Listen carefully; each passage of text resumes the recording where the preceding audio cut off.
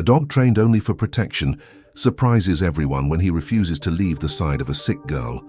No one imagined he would do something capable of changing everything. The morning sun filtered through the cream silk curtains of Emily's bedroom, casting golden shadows on the floral wallpapered walls. The Anderson mansion in Riverside Heights was slowly awakening, with the soft sound of birds in the garden and the aroma of coffee being prepared by the housekeeper, Mrs. Garcia. At 9 years old, Emily was a girl with bright brown eyes and wavy brown hair that fell over her delicate shoulders. The only child of Michael Anderson, one of the most respected businessmen in Chicago's real estate sector, she had grown up surrounded by comfort and privileges that money could provide. But there was something in her life that was priceless. Thor, the black and golden German shepherd, had arrived in the family when Emily was just a baby. Michael had initially brought him as a guard dog, a necessary security measure for someone with so much wealth. However, from the first day, Thor had demonstrated a special connection with the child growing up in the mansion. "Thor, come here, my love," shouted Emily, jumping out of bed and quickly putting on her pink robe. Her bare feet ran down the marble corridor until she found her faithful companion in the living room, where he always waited for her every morning. The dog, imposing with his 60 pounds and penetrating gaze, stood up as he saw her approach.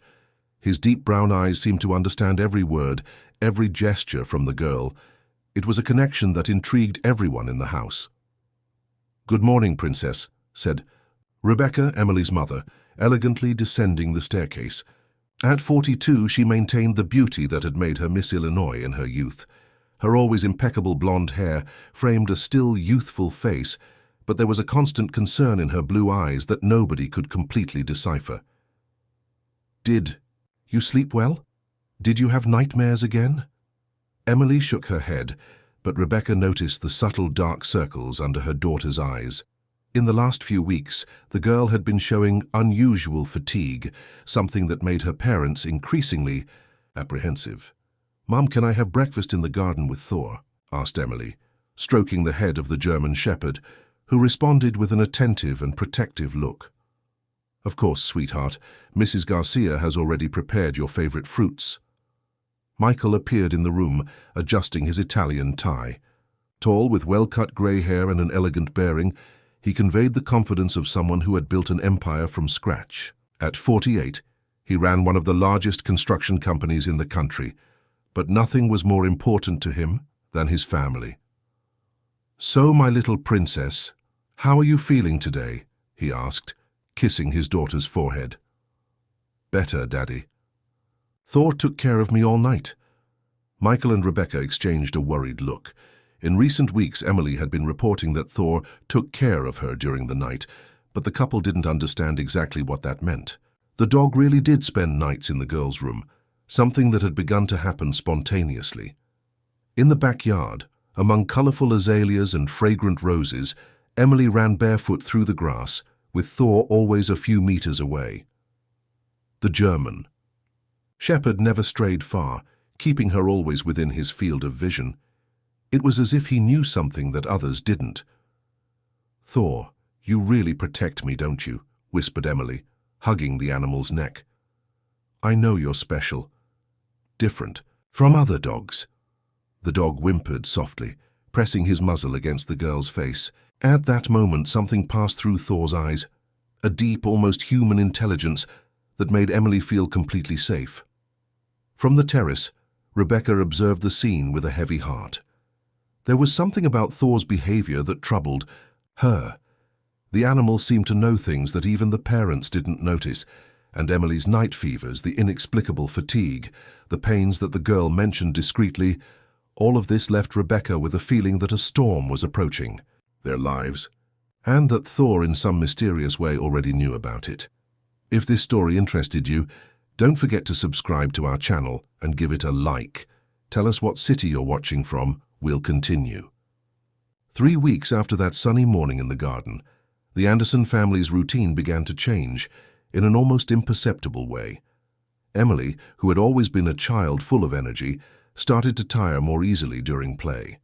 Thor, in turn, intensified his constant vigilance. "Rebecca, have you noticed that Emily has been quieter lately?" Michael asked during dinner, watching his daughter play with the food on her plate without her usual appetite. "Daddy, I'm fine," said Emily, forcing a smile. "I'm just tired." Thor said, "I need to rest more." The couple exchanged another concerned look. The girl often spoke as if Thor communicated with her something they previously thought was just a childish fantasy, but now it left them uneasy. That night, while Emily slept, Rebecca decided to observe Thor more closely. She hid in the hallway and spied on her daughter's room. What she saw left her speechless. The German Shepherd wasn't sleeping. He remained seated next to the bed, with his ears erect and eyes fixed on the girl. With each change in Emily's breathing, Thor tilted his head, as if analyzing something. Around 3 in the morning, when the child's breathing became more agitated, the dog stood up and gently placed his paw on her chest. Immediately, Emily's breathing normalized. Rebecca backed away, astonished by what she had witnessed. Was there something supernatural about that connection, or was she going crazy with worry? The next morning, during breakfast, Emily began to complain of leg pain. "It hurts here, Mum," she said, pointing to the bones of her shins. "And also here," she continued, touching her arms. Thor, who was lying at the foot of the table, got up immediately and put his head on the girl's lap, looking directly into her eyes. It was as if he were trying to absorb her pain. "Honey, I think we better take you to the pediatrician," suggested Michael, trying to keep his voice calm. "No need, Daddy. Thor will take care of me." "Emily, Thor is a wonderful dog, but he's not a doctor," said Rebecca, with forced patience. "But he knows things, Mom. He knows when I'm going to feel pain even before I feel it." This statement left the parents cold. How could a 9-year-old make such an observation? That afternoon, Michael cancelled his meetings and took Emily to the office of Dr. Robert Miller, the family's pediatrician for years. Thor for the first time refused to stay at home. "He wants to come with us, Daddy," said Emily, seeing the dog scratch the car door.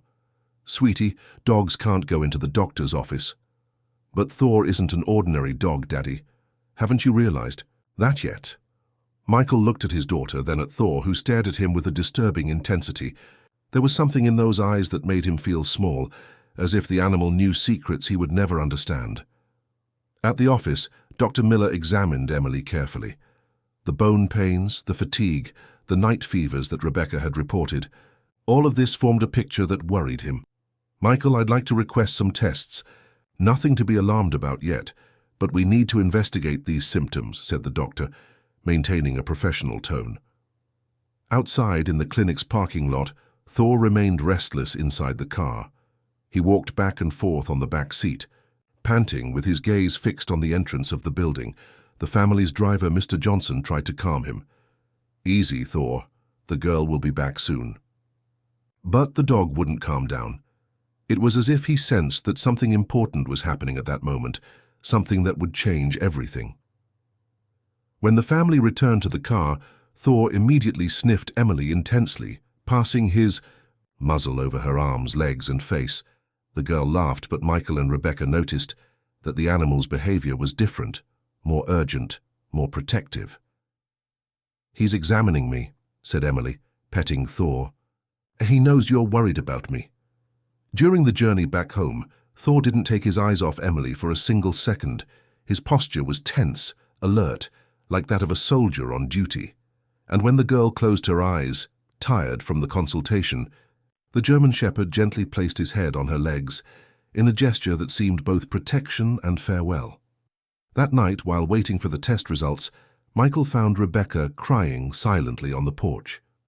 "What if it's something serious?" she whispered. "It can't be, she's just a child." "But Thor knows something, you've seen how he's acting."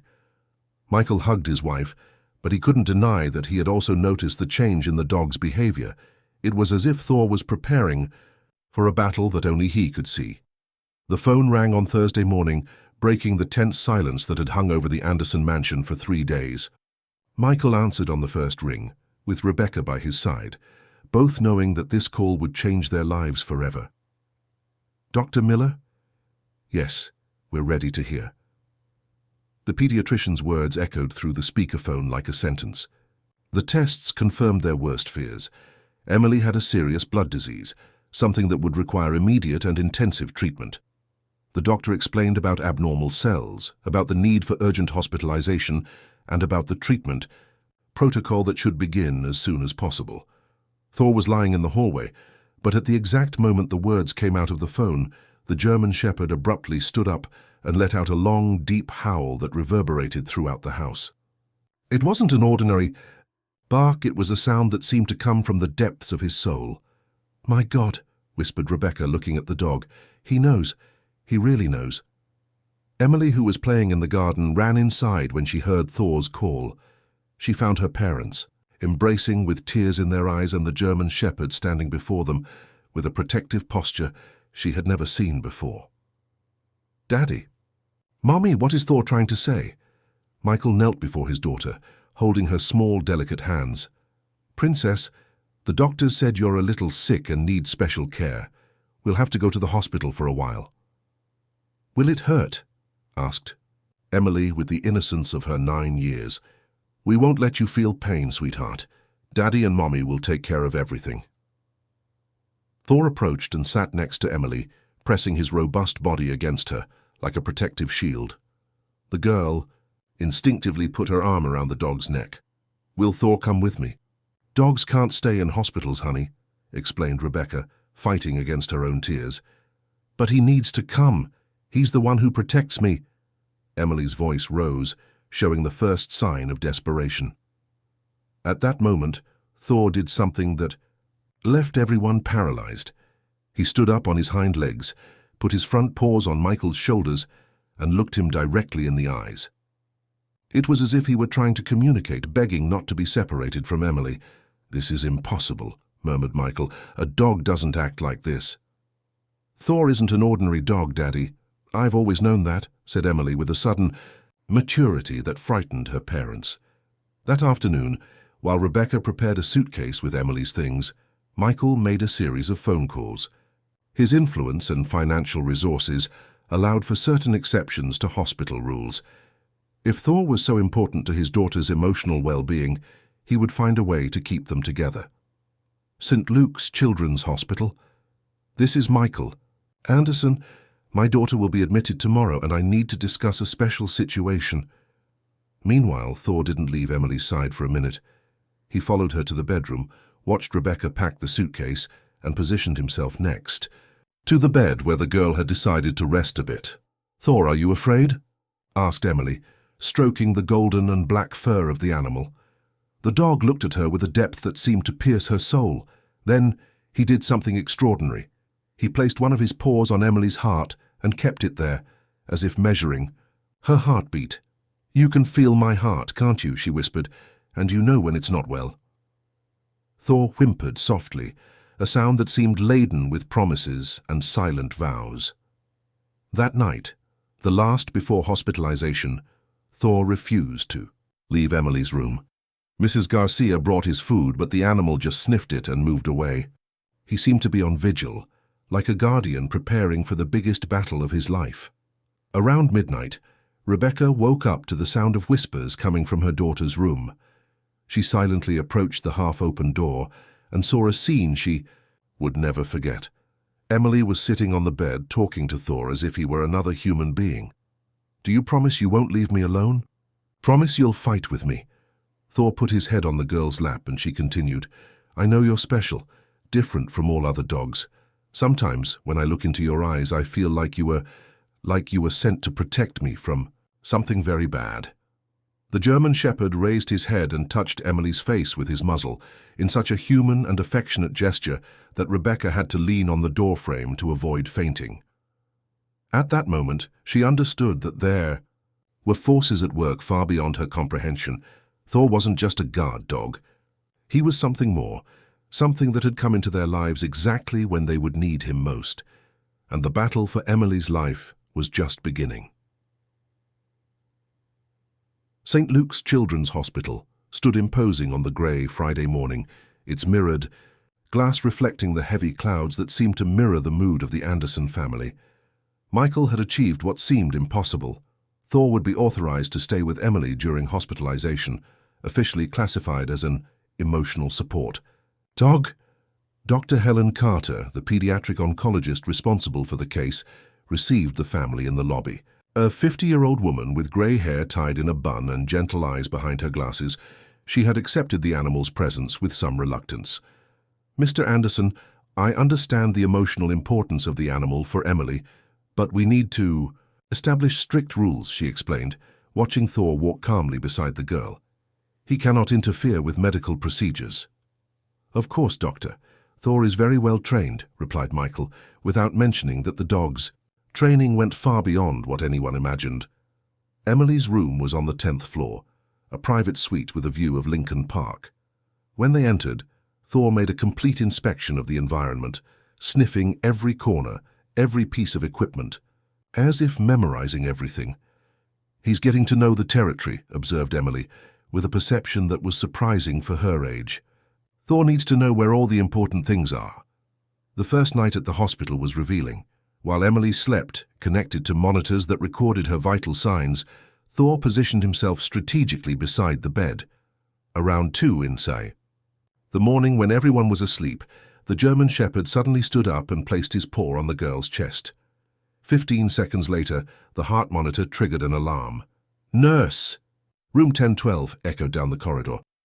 The medical team arrived running but found an unusual scene. Thor had both paws on Emily's chest, who was breathing calmly, while the monitor showed that her heartbeat was normalizing. "How is this possible?" murmured the head nurse, Sister Elizabeth, a religious woman who had worked at the hospital for 20 years. "The animal detected the arrhythmia before the equipment registered it." Dr. Helen, urgently called, examined Emily and checked the monitor data. "Technically impossible," she said, but her voice showed uncertainty. "Dogs don't have that cardiac detection capability." "This isn't an ordinary dog," whispered Rebecca, who had woken up with the commotion. "We're beginning to realize that, moi." The following days, the phenomenon repeated itself several times. Thor anticipated respiratory crises, drops in blood pressure, and episodes of fever before any equipment or professional detected them. The medical team began to observe the animal with a mixture of fascination and scientific distrust. "Dr. Helen," said Sister Elizabeth during a medical visit, "in 40 years caring for children, I've never seen anything like it. It's as if the dog had a direct connection to the girl's vital signs." During one of the treatment sessions, when Emily felt nauseated and weak, Thor positioned himself beside the chair where she was sitting. He put his head in her lap and remained absolutely still. Gradually, the color returned to the girl's face, and the nausea decreased. "Thor is giving me his strength," explained Emily to Dr. Helen, who observed the scene with scientific skepticism, but with growing curiosity. "Sweetheart, dogs don't transfer energy," said the doctor, trying to maintain rationality. "But Thor isn't just a dog," replied Emily seriously. "He's my guardian angel." The girl's declaration echoed through the room, leaving everyone in silence. There was something in the way she said those words that made even the skeptical Dr. Helen question her scientific certainties. That afternoon, the volunteer pianist at the hospital, Maestro Anthony, came to play for the hospitalized children. When he began a soft melody on the piano in the recreation hall, Thor, who was lying at Emily's feet, stood up and began to emit low and melodic sounds, almost as if he were singing along. "My God!" exclaimed the maestro, stopping playing.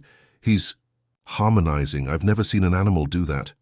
Emily smiled with tears in her eyes. "Thor has always known how to sing. He sings for me when I'm sad." The other children approached to hear the duet between the piano and Thor.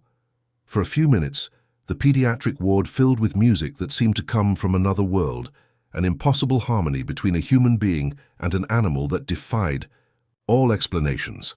Dr. Helen observed everything from a distance, taking notes in her pad. As a doctor, she needed scientific evidence. As a human being, she was witnessing something that touched her soul in a way that science couldn't explain. That night, when Michael and Rebecca said goodbye to their daughter, Thor assumed his guardian position. But this time, something different happened.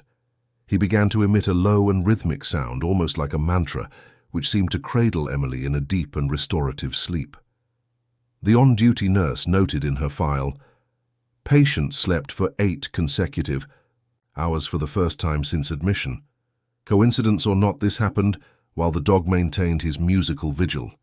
And so Thor began to reveal abilities that challenged not only medicine, but human understanding of the limits between the natural and the supernatural. If this story interested you, don't forget to subscribe to our channel and give it a like. Tell us what city you're watching from. We'll continue.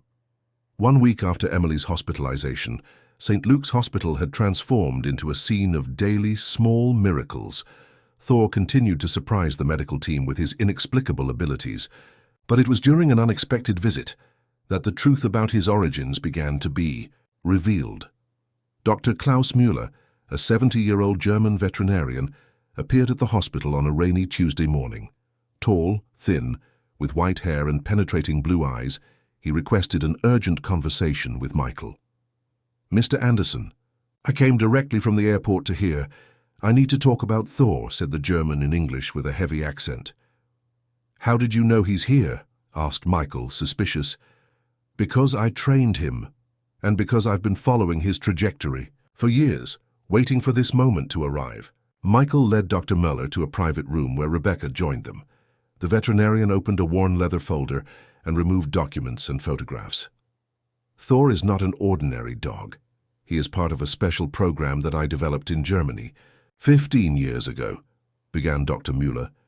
"We selected German shepherds with specific genetic characteristics and trained them to detect biological alterations in human beings." "What kind of alterations?" asked Rebecca. "Mainly serious diseases. Our dogs were trained to identify chemical changes in the human organism long before symptoms manifested. But Thor," he made a dramatic pause, "Thor exceeded all expectations."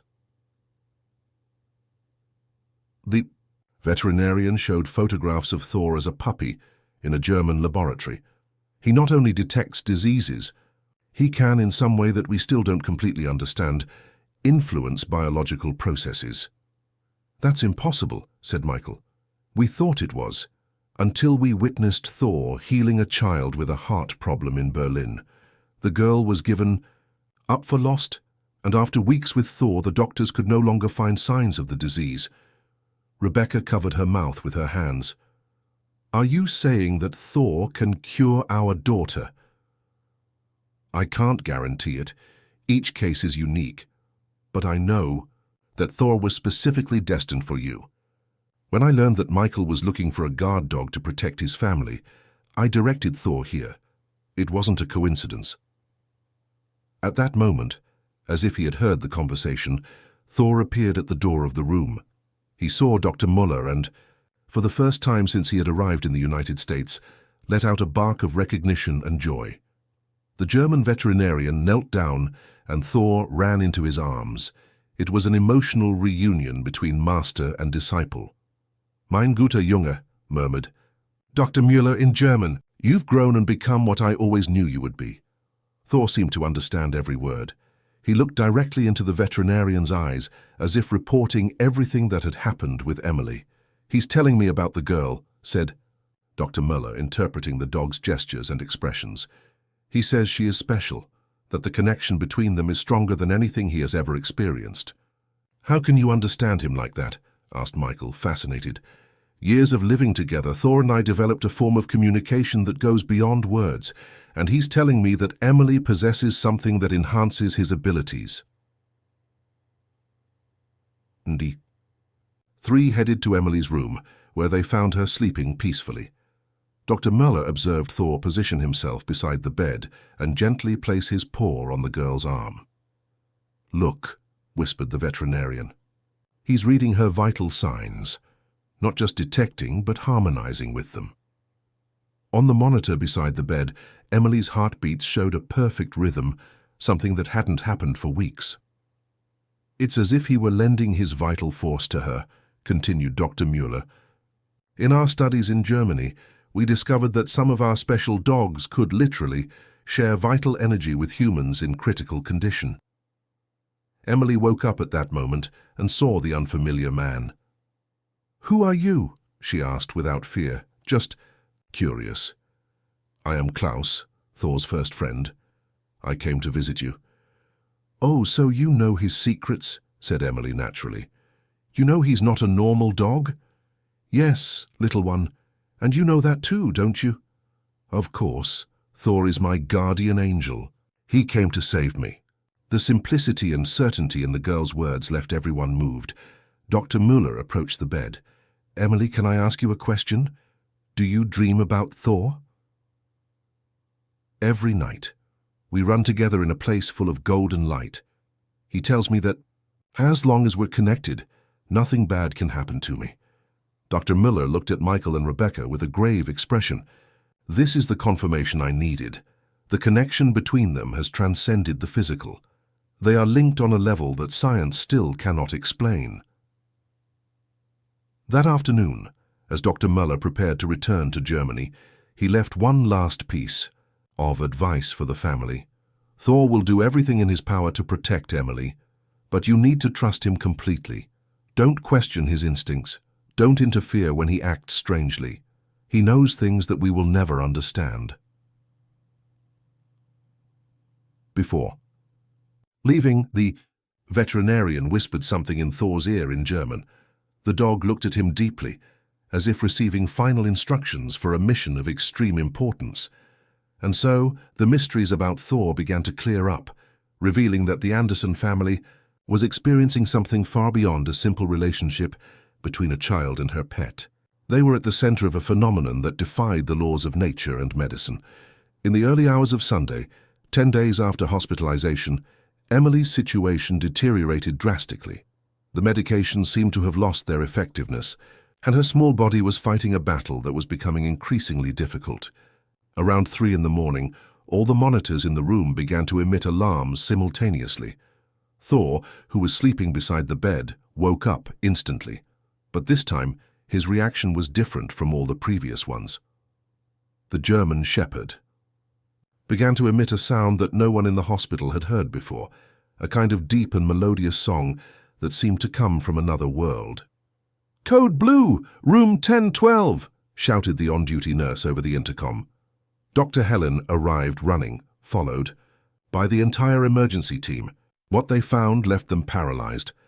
Thor was standing on the bed with all 4 paws carefully positioned around Emily's body, without touching her, but forming a sort of circular protection.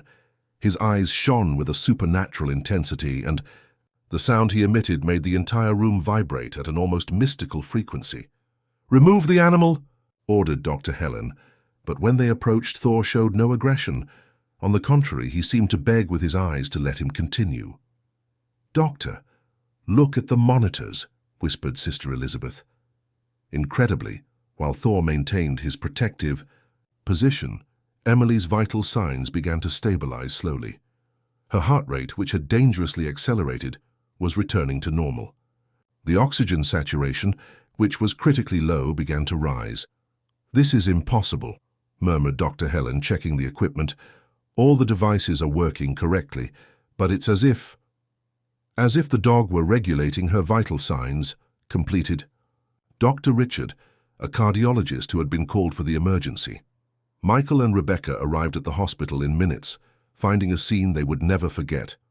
Their daughter was sleeping peacefully while Thor maintained his supernatural vigil, and the entire medical team observed in respectful silence. "How long has he been like this?" asked Rebecca. 40 minutes, replied Sister Elizabeth. "And her vital signs have not only stabilized, but are better than we've been recording for days." During the following hours, Thor didn't move from his position. He seemed to be channeling all his vital energy to Emily. Around 6 in the morning, when the first rays of sun entered through the window of the room, something extraordinary happened.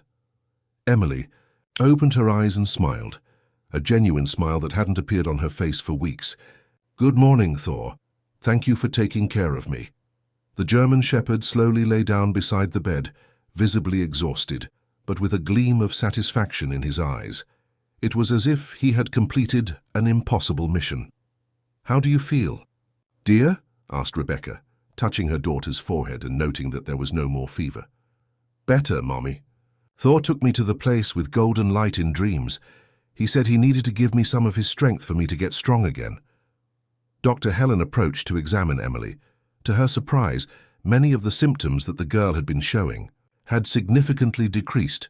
Her color was better, breathing easier, and when asked to sit up, Emily did so without difficulty. "I need to request new tests," said the doctor, shaking her head in disbelief. "What I witnessed this morning defies everything I've learned in 20 years of medicine." That afternoon, while Emily played quietly with a drawing book, they received an unexpected visit.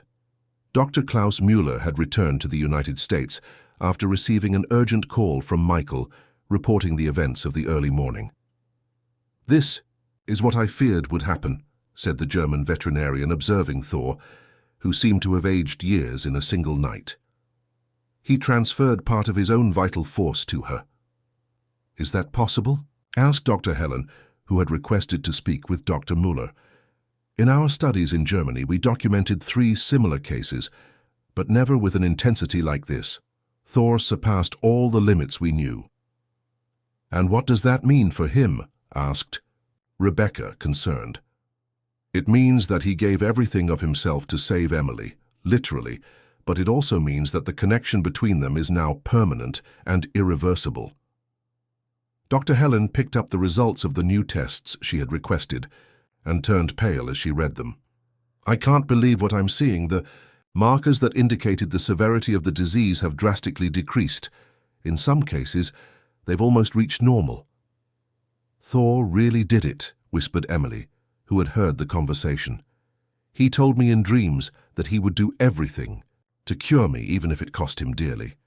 Everyone looked at Thor, who remained lying down, breathing slowly. There was a serenity in his eyes, as if he knew he had fulfilled his greater purpose. "He saved your life," said Dr. Müller to Emily, "but now you two are connected forever. What happens to one will affect the other." That night, when the family gathered in the hospital room to process everything that had happened, Emily made a declaration that touched everyone's heart. "Thor is not my dog. He is my guardian, my protector, my best friend. And now we're a real family, because we share the same life force." And so the greatest miracle that St. Luke's Hospital had ever witnessed was consolidated, leaving everyone who participated in that moment with the certainty that they had witnessed something that transcended the limits of medicine and science. 3. Weeks after the miraculous night, St. Luke's Hospital had become the scene of a recovery that defied all medical expectations. Emily showed extraordinary improvements, and her story began to spread through the corridors as a tale of hope amid the suffering that usually filled those walls. Dr. Helen convened a special medical board to discuss the case. 5 specialists from different areas gathered, all skeptical about the reports they had received regarding the inexplicable cure of the girl. "Colleagues, I know that what I'm going to present seems like science fiction, but all the exams confirm an almost complete reversal of the clinical picture," said Dr. Helen, projecting the results onto the screen in the meeting room.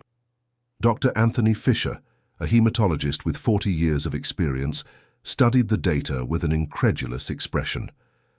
"Helen, this is impossible. The markers that indicated the disease have practically disappeared.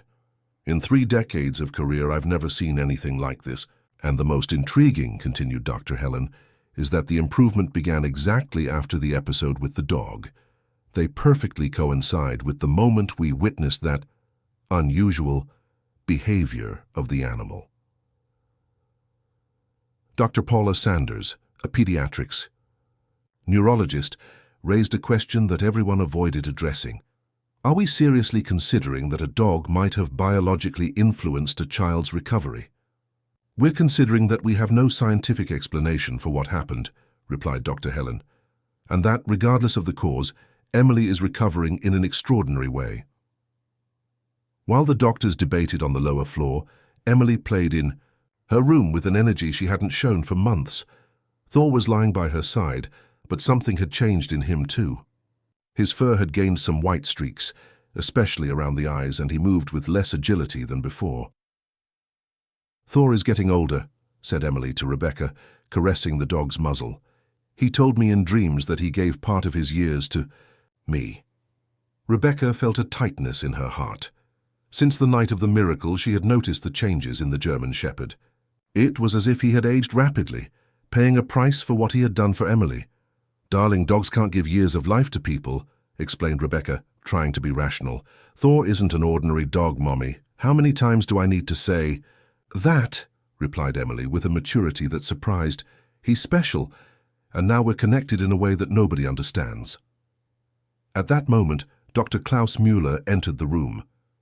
He had remained in the United States to follow the developments of the case and had a grave expression on his face. "I need to talk to you about something important," he said, sitting beside the bed.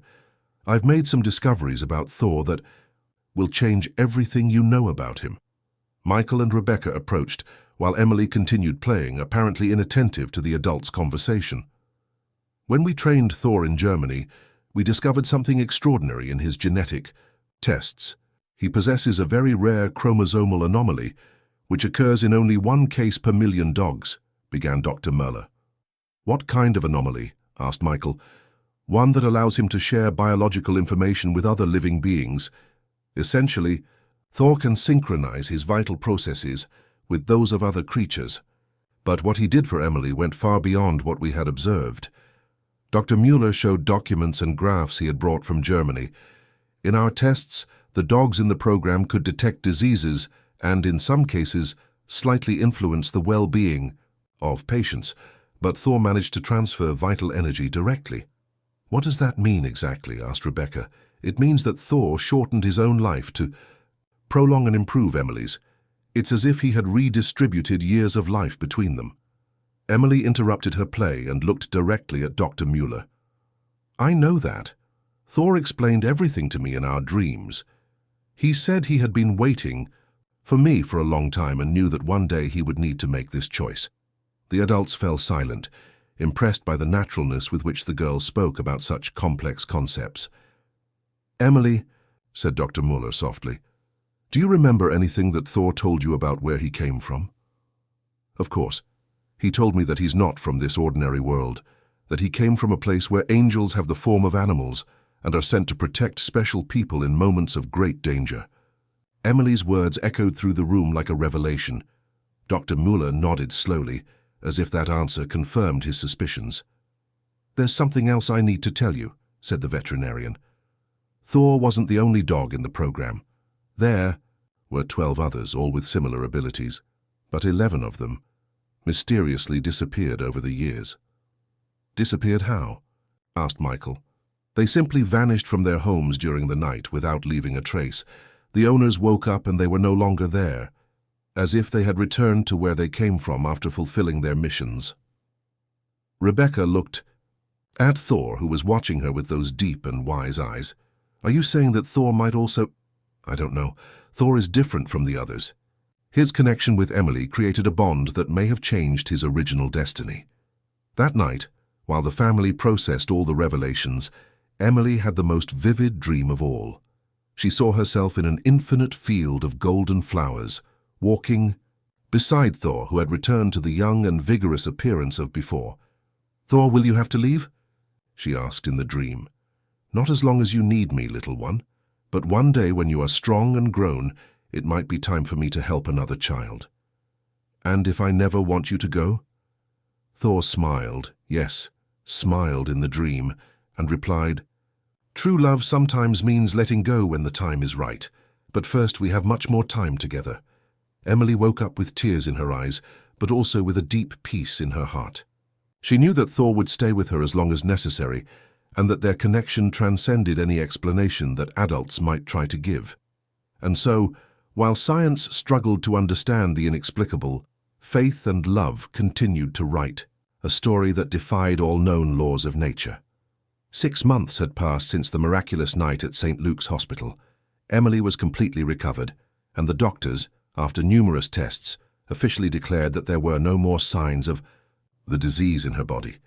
It was a unique case in the history of American medicine, a complete and inexplicable recovery that had become legend in the hospital corridors. The Anderson family had returned to the normalcy of life in Riverside Heights, but nothing would be the same as before. Thor, although visibly older, maintained his protective vigil over Emily, and the connection between them remained extraordinary. On a sunny spring morning, while Emily played in the garden, something extraordinary happened. Thor, who was lying in the shade of the azaleas, suddenly stood up and looked at the sky. His ears perked up and he began to emit that melodious sound that the family had learned to recognize as his special form of communication. "Thor? What is it?" asked Emily, approaching the German shepherd. Suddenly, a gentle breeze began to blow through the garden, making the flowers dance in an almost musical way. It was noon, but a golden light, different from sunlight, began to bathe the entire space where Thor and Emily were.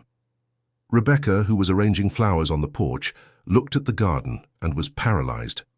Michael, who was working in his office, was attracted by the unusual luminosity and ran to the window. "My God," whispered Rebecca. "What's happening?" In the garden, Thor began to glow, literally glow, with a soft golden light. Emily showed no fear.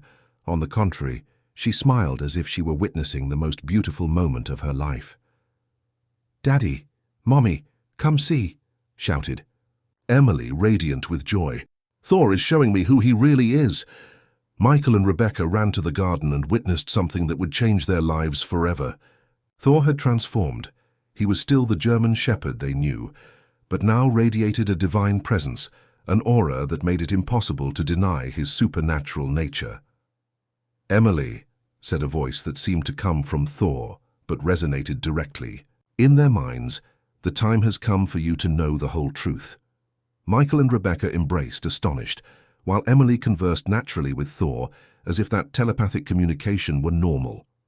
"I always knew you were special," said Emily, stroking the dog's luminous fur. "In dreams you told me you were my guardian angel." "Not exactly an angel," replied Thor's voice in their minds. "I am a guardian, sent to protect special souls in times of great need. You, Emily, possess a rare gift, the ability to connect with higher energies. Your illness was not just physical, it was a test of your spiritual resistance." "Why our daughter?"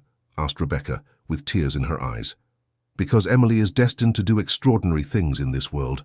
She has the ability to heal others, to bring hope where there is despair.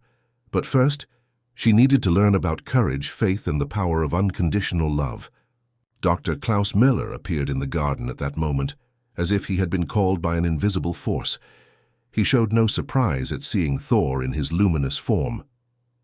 "I knew this day would come," said the German veterinarian, with tears of emotion in his eyes. "Thor, you have fulfilled your mission." "Dr. Klaus, you always knew what Thor really was?" asked Michael. "I suspected.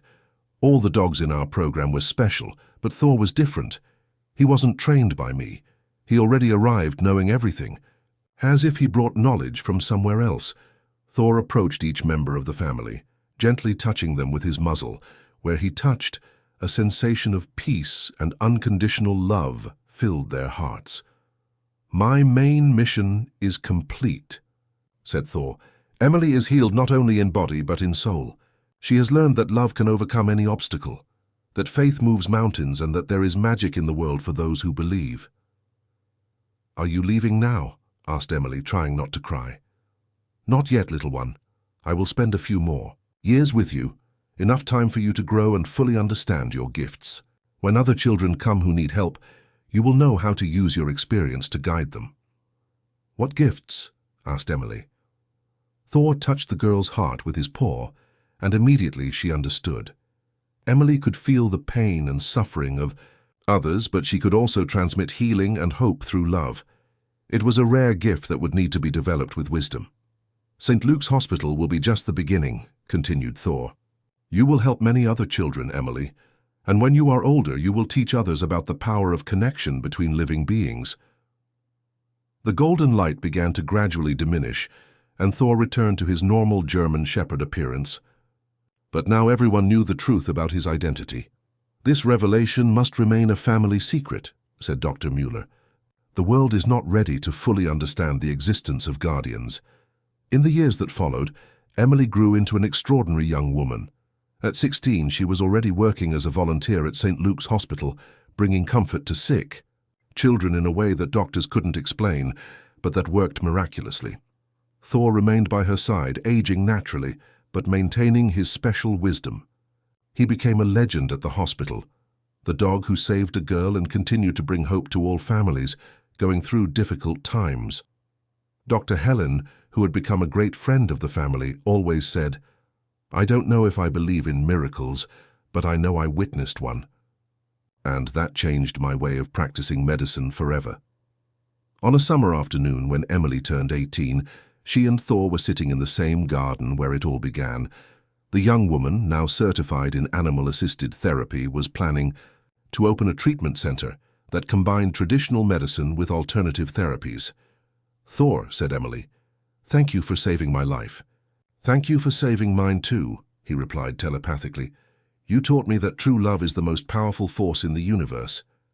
At that moment, both knew that their journey together was far from over. There was much work to do, many lives to touch, many miracles to perform. And so the story of Emily and Thor became a legend of hope, proof that sometimes unconditional love can literally move mountains, heal hearts, and transform the impossible into reality. Somewhere, in the universe, other guardians awaited their own missions, ready to protect other special souls. But in the Riverside Heights mansion, a family had learned that miracles exist, that love is eternal, and that some bonds transcend the laws of physics and biology. Thor had fulfilled his mission, but his greatest reward was discovering that, by saving Emily, he himself had been saved by the unconditional love of a family that welcomed him not just as a guard dog, but as a sacred member of their lives. If this story interested you, don't forget to subscribe to our channel and give it a like. Tell us what city you're watching.